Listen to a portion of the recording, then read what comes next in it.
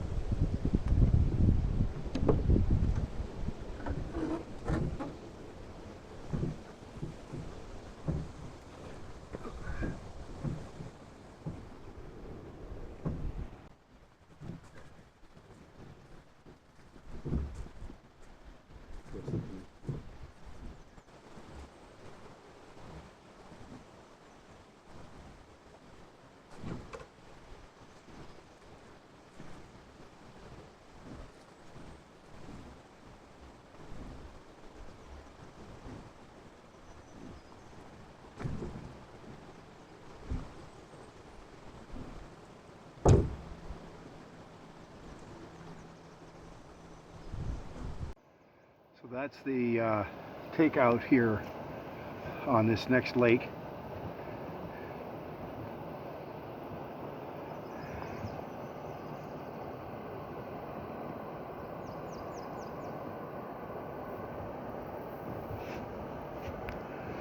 Called Karl Lake, so that's a good sign.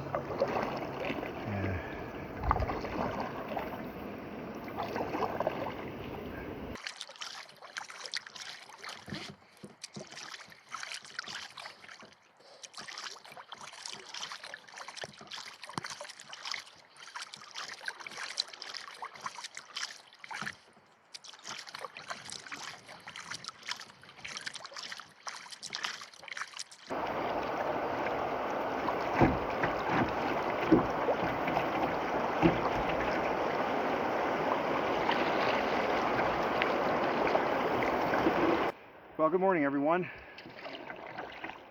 So, had a wonderful sight right beside the water plume at Karl Falls. It was amazing how effective the earplugs were. I hardly heard anything in the night. They were quite comfortable in the tent, even though it was on a bit of a downslope. Got about 4 hours of sleep, I think, but a lot of otherwise was still pretty restful. And met a nice man named Isaac who's been in here a while, which was great fun to have a chat with him. And all packed up and on our way for this morning. I'm in Karl Lake right now, and we'll be heading south, hopscotching a couple of small lakes, and then finally into Maskinongi. And then heading down to the portage I plan to use tomorrow afternoon. See what that looks like. And then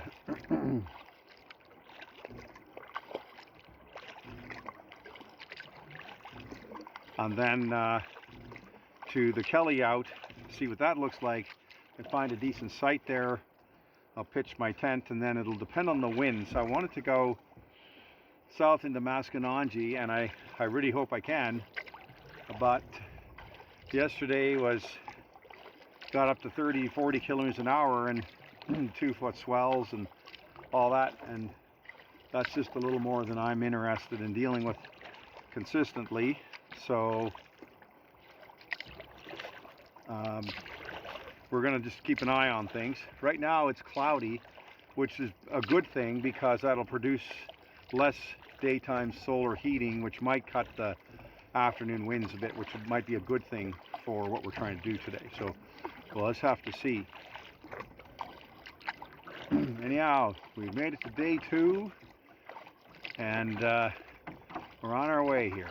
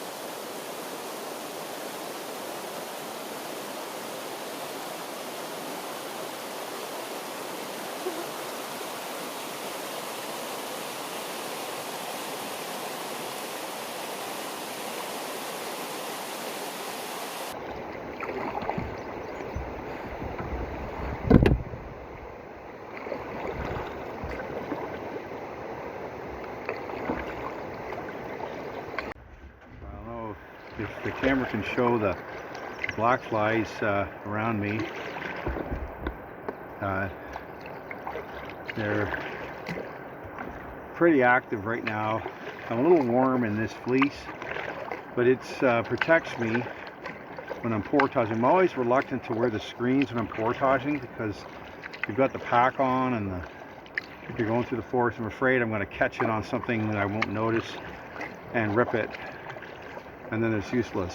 So I'd rather do this and see how we're doing this way. And the winds are up a bit again today, but that's pushing the flies away.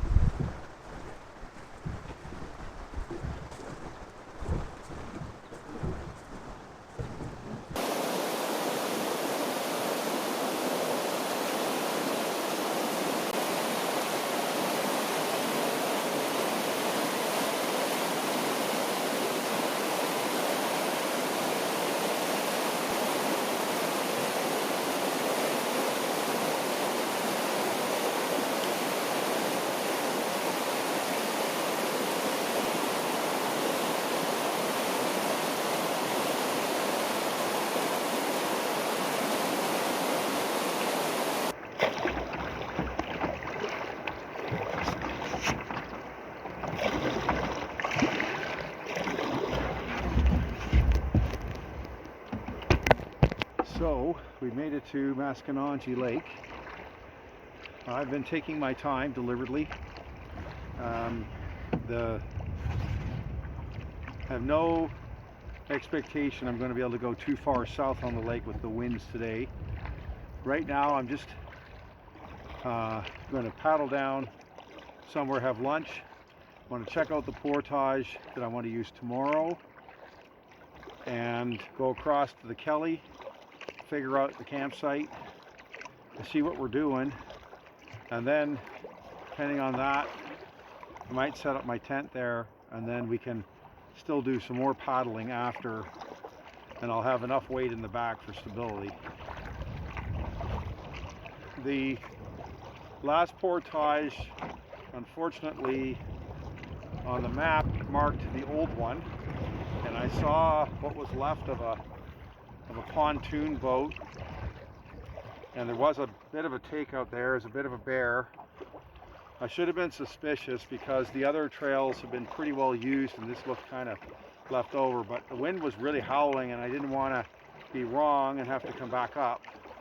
However, 150 feet down the shoreline was the real one, so I wasted time getting in my clogs and getting out of my Crocs, and getting the boat and then having to walk that distance and so on. But we did it right, which is the main thing in the end. And I got down here, some nice footage of the river, and I've put my solar panel on now. So as of this, the battery's at 79%, charging at 1 amp. So that's about 5 watts at 4.8 volts. So we'll see what we get. We get about 4% on the battery's maximum per hour, it seems. So we're gonna see. I'm gonna also change out of this fleece because it's pretty warm. Now that I'm done my portages for the most part for today, and I'll be on the lake where the breezes will keep. One advantage of the wind is to keep the bugs away, so we'll take that with thanks.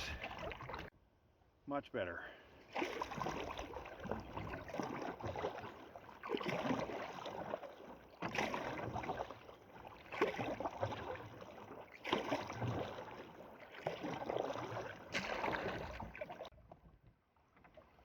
So you can see here ahead of me this disturbed water. This is the wind coming from the right across in front of me, but it doesn't look like there's much in the way of swells or high chop, which was the challenge yesterday. The wind blowing just means you have to work harder for the same distance, and I don't mind that. It's when you get into two footers or more, you wonder if you're going to be able to make it. That's when it's tricky. So, have to stay on top of things here and work a little bit, but hopefully we get through this bay without too much bother. That's looking pretty good right now.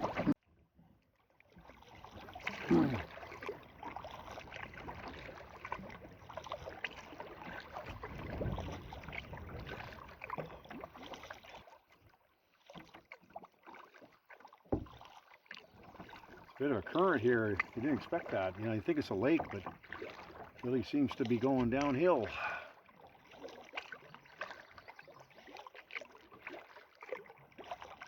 I'm doing 7.7, 7.8, and I'm lily dipping in here. So there's your current for you.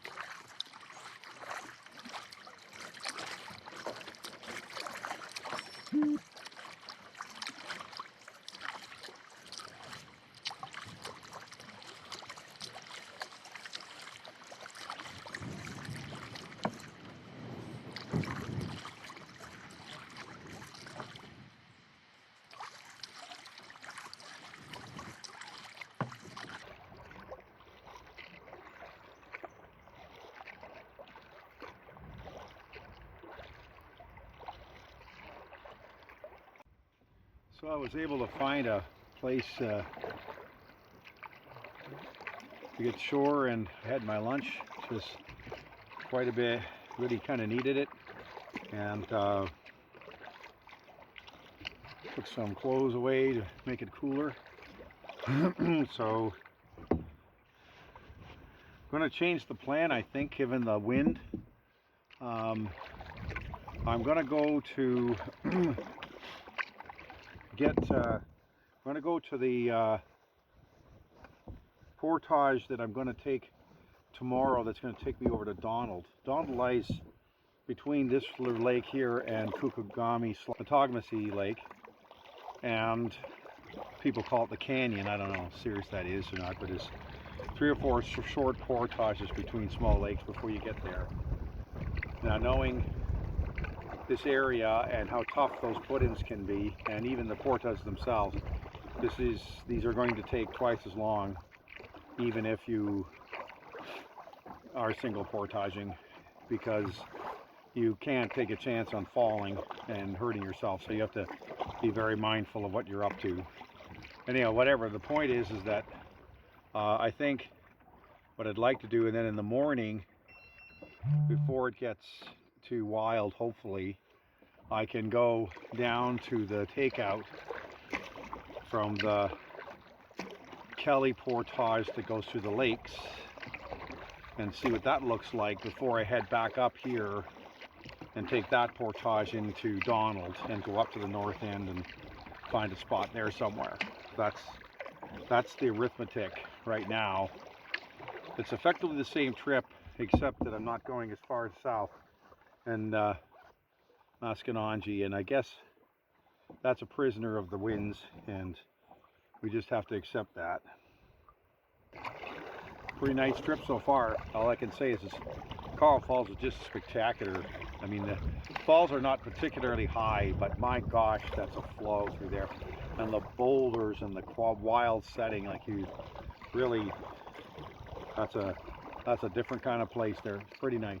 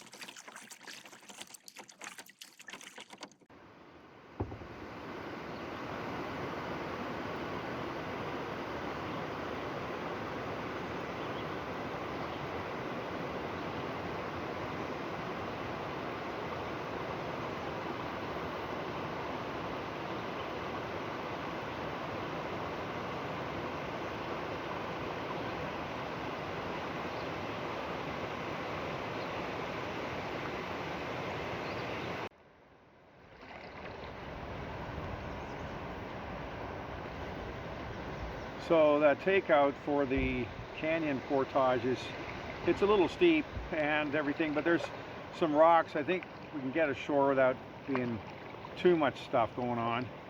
And then from there, and it looks like a worn path, and there's nowhere else to go except to Donald. So I'm encouraged that will be at least a well-defined path, however difficult it might be. So that's encouraging to me, so that we can, rely on that after, like tomorrow when I get going and go over there. So, so now we're headed to Kelly, out at the Kelly Portage. Find a campsite here. I know it's only 1 o'clock or so, but I've changed things and given the winds and all the rest, and I'm finding I'm a bit tired the second day. I haven't really done 2 good days back to back in a while, of course. So I think what I'm going to do is, as I think I said earlier, is to take on the Kelly Portage today. So if we get over there, it's now 1300 hours. Maybe by 1400 we're found the site, and then maybe an hour later with the tent up and what have you, I'm ready to go. and I'm hoping to do the portage, sort it out, and come back in 2 hours. And that will put me back around 5, and that's just right for dinner and what have you. So I think that's looks promising there. If I can get across Mascanongi Lake without too much trouble here. So just see what happens.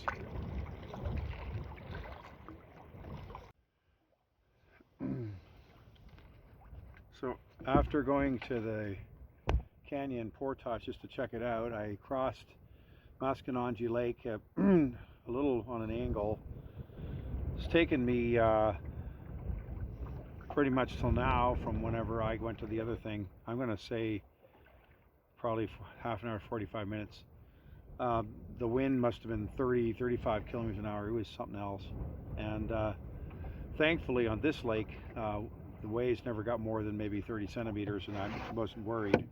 Yesterday on McCarthy Bay, with far less fetch in the sense of the length of the bay, the waves got up, you know, to 60, 65, 70, in some cases peak to peak. And there was also complex waves. So it was a tricky crossing to the dam last night. But the boat's been amazing, and I think that's the thing. I was so used to my Scott 15, bless its heart, that was so stable in wild weather, and I went through higher waves than that. Frank and I were in Lady Evelyn Lake at the wrong end of that lake one time with following waves of maybe 80 to 90 centimeters, but we just paddled for all we were worth. And we got out of that with just the smallest amount of water slurping in the boat. I mean, it was really quite a thing. And that boat was loaded. I mean, as Frank and I be 500 pounds, and then you add all our gear in there. We were sitting at 6.5 on a boat rated for 750. That was enough. However, this boat is rated higher. I think it's 650. And it's just going to be me in it with my gear, which with current weights isn't going to even be, you know, maybe 275 or something, something like that. So, you know, that's a whole different world. And the boat itself only weighs, even if it weighs to 40 pounds with all my gear in it, it's still pretty small numbers. So the plan right now is to go find the end of the portage and see if there's a campsite there that's suitable. If it is, that's what I'm doing. If not, then we're going to have to come back and look at what else is here. So stay tuned.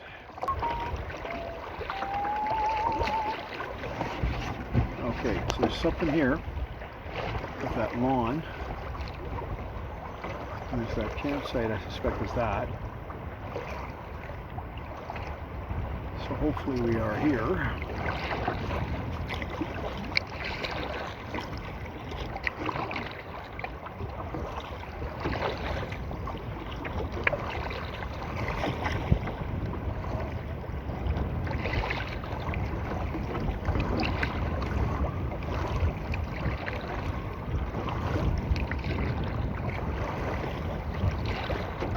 Yep, there we are. Okay, thank you.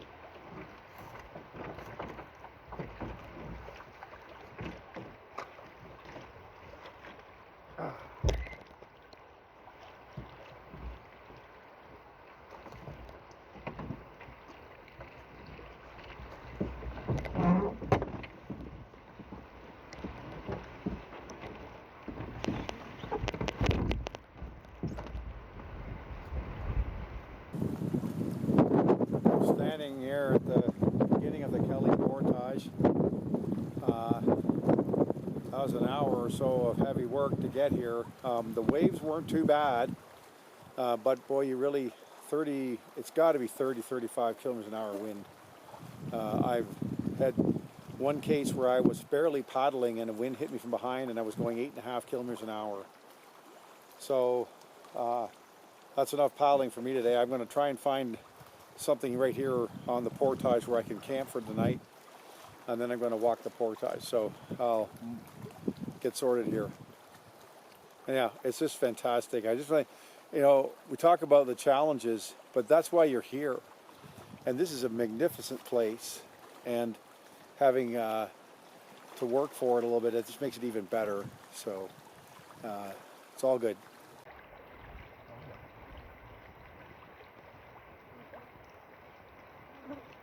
Let's get that out of the sun. Oh.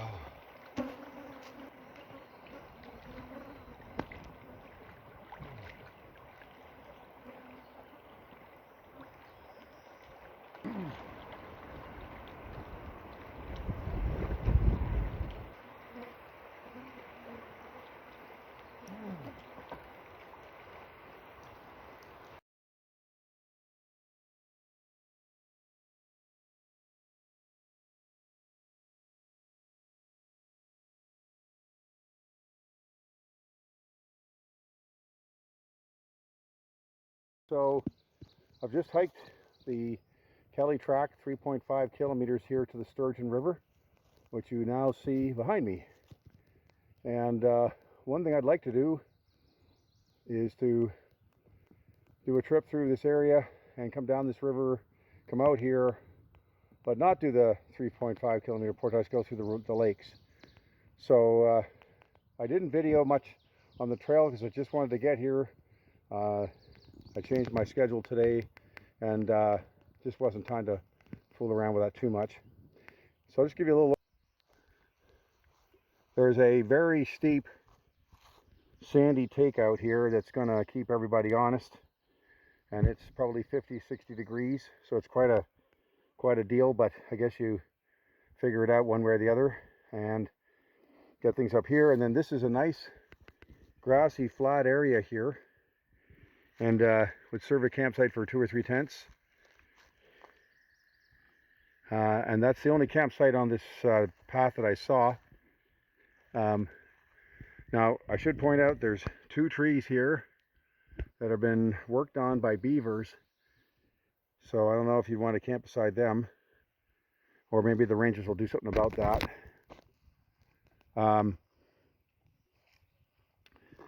So I'm going to go back now, and about 150 meters up on the left is the trail to the lake, which is what I'm interested in for the trip we're doing.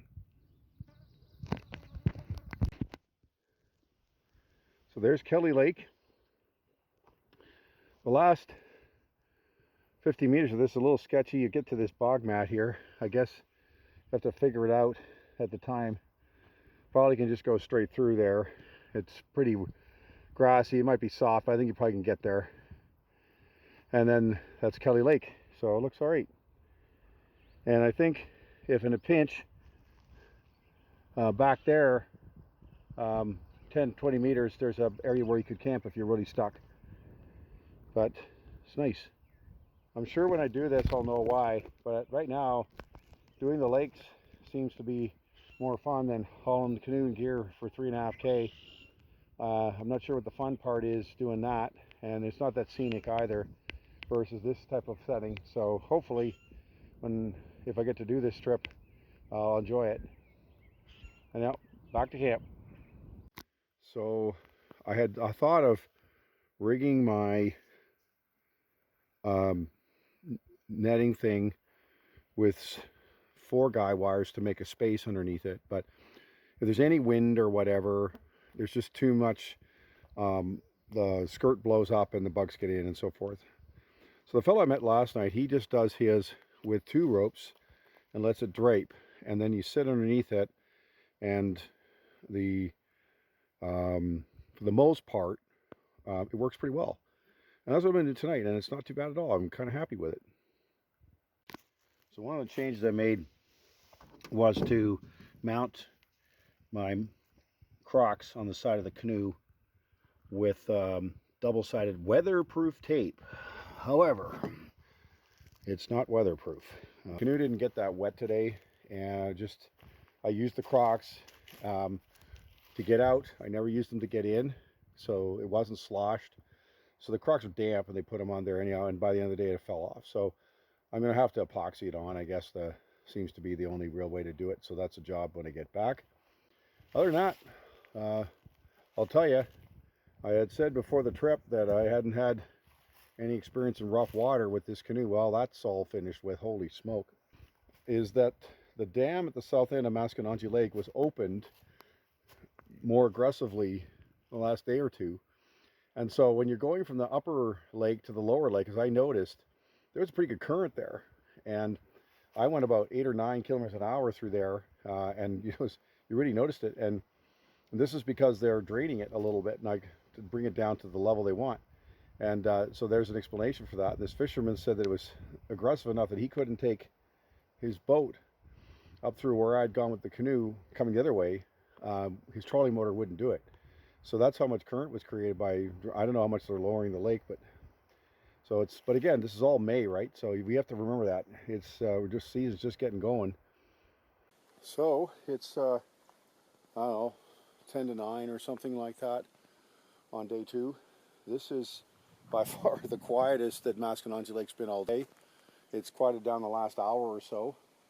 So we'll see what tomorrow brings, and we'll talk about tomorrow's mission when we get going. Today worked out pretty well. I came here and got the trail done. If it works out the way I'm planning for tomorrow, we will have shortened the trip a little bit by not going to the complete south end of Masconnongie Lake, but with the winds that have been on this trip, that's not happening. So I'd like to show you the campsite here for a second before I go to bed. And I'm pretty fortunate. I came ashore here and I saw the green grass. I thought, gee, maybe I can just camp right here. And I walked another 10 meters, and here we had this. And so I was delighted because it's a legit campsite with fire pit and all the rest. And it's still tricky to find a level site for your tent, but I did what I could. So I got the canoe well in here, so I'm not going to rope it off tonight. And I've got my screen tent working pretty well. I turned my chair, and that's really helped. So I've got this chamber, then I rigged one of the other guys to a tree, and so I've actually got some space inside now. If I had one more tree, it would be really nice, but even still, it's pretty good. And then in behind, I have my tent, which is about where I'm headed. Get out of the black flies and sort things out for tomorrow.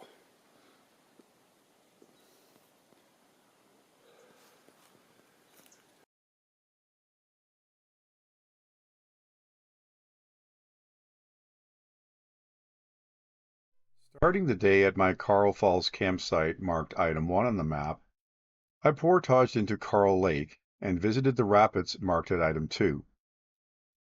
I then did the short 180-meter portage into Edna Lake and followed its southern shore. I took out for the 170-meter portage a bit early, marked at item 3, but I sorted it out and made my way into lower Matagamacy Lake. The winds of the day had already shown themselves, but they were from the west-northwest, and the lake was small enough that paddling across it was not too difficult. I encountered the swifts that connect Lower Matagamacy and Rice Lakes at item 4. The portage takeout for the canyon route to Donald Lake was found at item 5. I then paddled across Masconnongie Lake in a stiff wind, and after a bit of searching, I found the Kelly Portage campsite marked item 6. I walked the Kelly Portage to the Sturgeon River marked item 7, and then down the much shorter 400-meter portage from the river to Kelly Lake. This is the route I propose to follow if I get the chance to do my Sturgeon River trip. All in all, a nice day, especially with the modifications due to the wind. For the day, I had a total of 15 kilometers of paddling, 620 meters of single portaging over 3 portages with an average loadout of 102 pounds. And I completed a 7.8 kilometer hike for a total of 23.4 kilometers of human-powered travel in a total of 7 hours and 25 minutes. For the entire trip so far, I have paddled 32.7 kilometers, completed 5 single portages for a total distance of 150 meters, and 1 hike of 7.8 kilometers for a total human-powered travel over the first 2 days of 41.6 kilometers.